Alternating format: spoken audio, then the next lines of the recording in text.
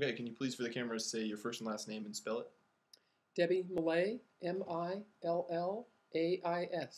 And what you did as a public administrator. I was a land use planner. On what level? I was a senior planner, planner 4. For what region? For the county of Ventura, for the city of Ventura and for the county of Ventura. All right, what is a public administrator to you? A public administrator is someone who works for a public agency, like a city, a county, or a state, in a management position, and the job of a public administrator is to implement the policies that are adopted by the elected officials. Who do public administrators serve? Who did you serve as public administrator? Who you're supposed to serve is the people that are in your jurisdiction, the city, the state, or the special district. And one of the issues that I felt was important was you should serve not only the current residents, but also the future residents, because there is a tendency to kick problems down the road and not solve them at the cost of current pain, but kick them down the road, and then it's a greater cost to the future residents. So you should consider not only the ones that are there now, but the ones that will be there down the road. Do you think, as a whole, public administrators do serve their constituents in the end?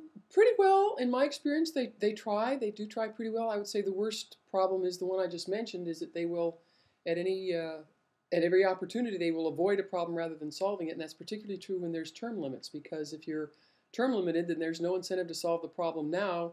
You can just let it go until you're not in office anymore. And that was a particular problem, yes. How does your job impact the local community? Land use planning impacts people's lives, I think, very directly and significantly. If it's a well-planned community, it's an efficient community, it's efficient to provide services to it, there's a balance of residential, commercial, and industrial uses, there's open space, there's recreational issues, there's an efficient transportation plan.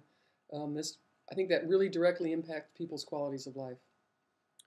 And you kind of already addressed it a little bit, but are local public administrators meeting expectations? Most of the time, not always. Every now and then there will come some decision that they have already made up their minds and they don't want to listen to the public, and so they'll try and pull something off kind of behind the scenes without going through the appropriate public review and hearing process. And nearly always they get bit, but they still try it. And I think the other thing that bothers me sometimes is that decisions are made in public and promises are made in public, you know, that particularly a land use development is going to have these amenities or those amenities, and then after the decisions have been made, the developer comes as, well, I can't really afford to put in the swimming pool, I can't really afford to put in the public park, so on and so forth, and they release them from these obligations. But those are premises on which the approval was granted, and they should be held to it. Do you have any ideas on how your office or other public administrators can better serve the community? You know, I think one of the things we try to do but could do better is to involve the public in the decision-making process right from the very start. Because typically what happens is a property is to be developed, and the citizens come all unglued and unhappy because they don't want development there, but it's already been designated for development in the general plan, and by that time it's too late. If you can get the citizens involved at the general plan stage to make those kinds of decisions, then maybe that land would have been designated open space or recreation, or at least if it was designated commercial industrial, at least they'd know why.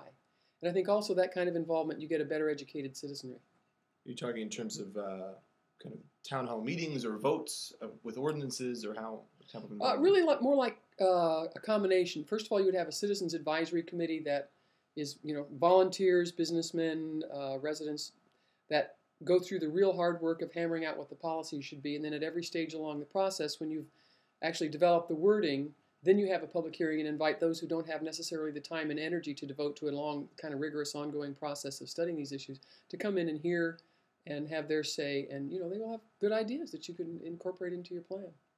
Awesome. All right. Thank you. Thank you.